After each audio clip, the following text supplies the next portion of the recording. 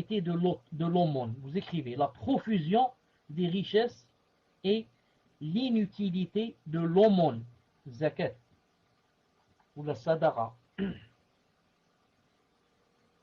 Je répète, la profusion des richesses et l'inutilité de l'aumône. La profusion des richesses et l'inutilité des aumônes.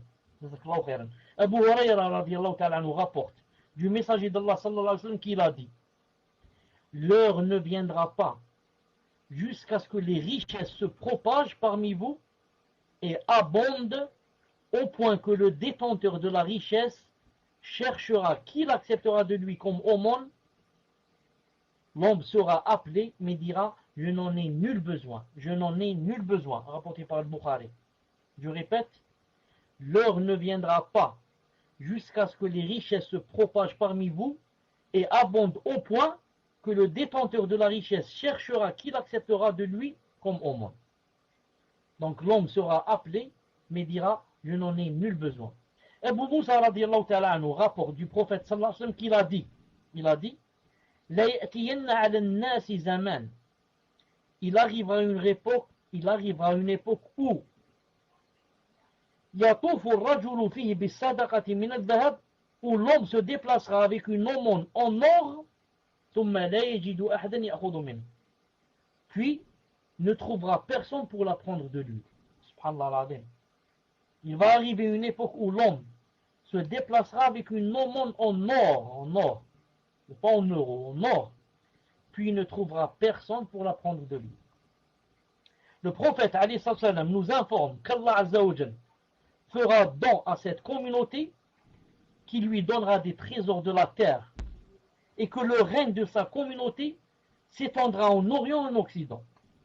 D'ailleurs, dans le hadith de Thawban radiyallahu ta'ala anhu, le messager d'Allah islam a dit en effet: Inna Allah zawali al-ard. Certes, Allah m'a rapproché la terre. Fara'aytu mashariqaha wa magharibaha. Et j'ai vu l'Orient et l'Occident. Wa inna ummati sayablughu mulkuha ma zuwiya li minha. Et le règne de ma communauté s'étendra sur ce qui m'a été rapproché de la terre. Wa u'taytu al-kanzayn al-ahmar wal-abyad. J'ai reçu les deux trésors, le rouge et le blanc. Hadith rapporté par Muslim. Allah Ta'ala a donné à son messager les deux trésors, le rouge et le blanc. Le rouge, vous avez compris que c'est l'or, et le blanc, c'est l'argent, le métal d'argent. Il a dit également, sallallahu alayhi wa sallam, Inni u'atitu mafatiha khaza'in al-ard, ou mafatiha al-ard. Il a dit, et j'ai reçu les clés des trésors de la terre, ou bien les clés de la terre, rapporté par Muslim. Et Adi ibn Hatim, radiyallahu ta'ala anhu, le compagnon, rapporte. Il a dit: alors que je me trouvais chez le prophète, sallallahu alayhi wa sallam, un homme vint à lui et se plaignit de la pauvreté. Ensuite, un autre homme vint et se plaignit des coupes jarrées. Il dit, sallallahu alayhi wa sallam, alors: Ya Adi, oh Adi, hal ra'ayta al-Hira? As-tu déjà vu le Hira? Le Hira, c'est un endroit, une petite ville en Irak, près de Koufa. Naam. Et l'autre de dire: je ne l'ai jamais vu. Naam. Mais on m'en a parlé. Je n'ai jamais vu le Hira, mais on en m'a parlé. Ensuite, le prophète lui a dit: فَإِنْ طَالَتْ بِكَ حَيَاتٍ, si ta vie se prolonge, لَتَرَيَنَّ الضَّعِينَةَ تَرْتَحِلْ مِنَ الْحِيرَةِ حَتَّى تَطُوفَ بِالْبَيْتِ. Si ta vie se prolonge, tu verras certes une femme seule, voyager d'Al-Hira jusqu'à ce qu'elle tourne autour de la Kaaba. La takhaf ahadan illallah. Elle tournera autour de la Kaaba sans craindre personne, sauf Allah. Si ta vie se prolonge, tu verras certes la femme voyager seule d'Al-Hira, de l'Irak, jusqu'à ce qu'elle tourne autour de la Kaaba sans craindre personne, sauf Allah. Adi a dit, il a dit: je me demandais alors en moi-même, mais où seront les brigands de Taï qui corrompent les villages? Il a dit, quand le prophète sallallahu alayhi wa sallam, c'est-à-dire a dit que si tu vas vivre encore, tu verras que la femme voyagera de l'Irak jusqu'à ce qu'elle tourne autour de la Kaaba toute seule, ne craignant personne sauf Allah.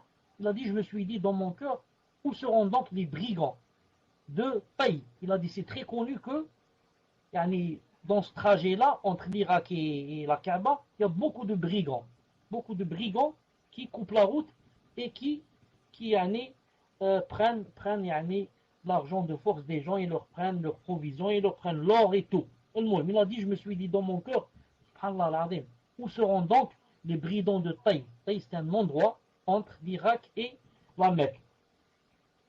Ensuite, le prophète sallallahu a continué, il lui a dit, et si ta vie se prolonge, tu verras que les trésors de Khosroès, Kisra, seront conquis. Jeudi, c'est-à-dire Adi a dit, il a dit jeudi, Kisra, ibn Hormuz, Khosroès, fils de Hormuz, il dit, Naam, Kisra ibn Hormuz, Khosroès, fils de Hormuz.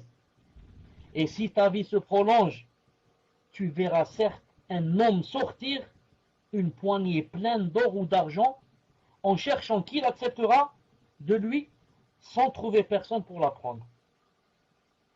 Ensuite, Adi poursuit le hadith. Le compagnon dit, j'ai vu la femme, c'est-à-dire Allah subhanahu wa ta'ala m'a allongé dans ma vie jusqu'à ce que j'ai vu la femme seule voyager d'Al-Hira jusqu'à ce qu'elle tourne autour de la Kaaba en ne craignant qu'Allah Azza wa Jal seul. Ensuite, il dit j'ai aussi figuré, c'est-à-dire participé, parmi ceux qui ont conquis les trésors de Kisra, fils de Hormuz. Il a dit, et si votre vie se prolonge, vous verrez certes ce que le prophète Abu al-Qasim a dit au sujet de celui qui donnera une poignée pleine d'or et que personne n'acceptera de lui, rapporté par Al-Bukhari. Donc le prophète sallallahu alayhi wa sallam a dit à Adi, il lui a dit que 3 choses vont avoir lieu si jamais Allah subhanahu wa ta'ala prolonge ta vie, tu vas les voir.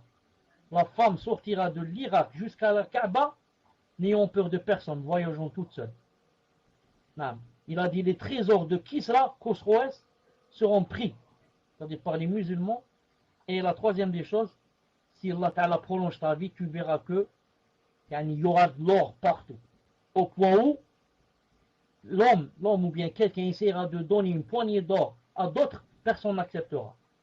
Et Adi subhanallah a dit, quant à moi, j'ai assisté à 2 de ces trois choses que le prophète sallallahu alayhi wa sallam a prévues. J'ai assisté à quoi? À la femme qui voyage seule. J'ai assisté, j'étais parmi ceux qui ont participé et ont pris l'or ou le trésor de Kisra. Il a dit, mais reste la troisième, je ne l'ai pas encore vue. Je n'ai pas encore assisté à la profusion de l'or. Mais il a dit, si vous allez vivre, vous allez assister bi'idhnillahi ta'ala. Beaucoup de choses dont nous a informé le véridique sallallahu alayhi wa sallam se sont produites. Les richesses se sont multipliées du temps des compagnons radiyallahu ta'ala anhum, grâce aux nombreuses conquêtes.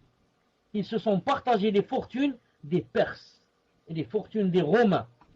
Ensuite, les richesses ont abondé du temps de Omar ibn Abd al-Aziz radiyallahu ta'ala anhu. En son temps où l'homme proposait l'argent en aumône sans trouver personne pour l'accepter de lui. Exactement comme a dit sallallahu alayhi wa sallam. De même, les richesses abonderont à la fin des temps. C'est comme je vous ai dit tout à l'heure. Il y a certains signes qui se produisent plus d'une fois.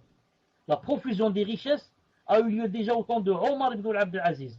Omar ibn Abd al-Aziz en son temps, on donnait de l'argent, de l'or, personne n'acceptait.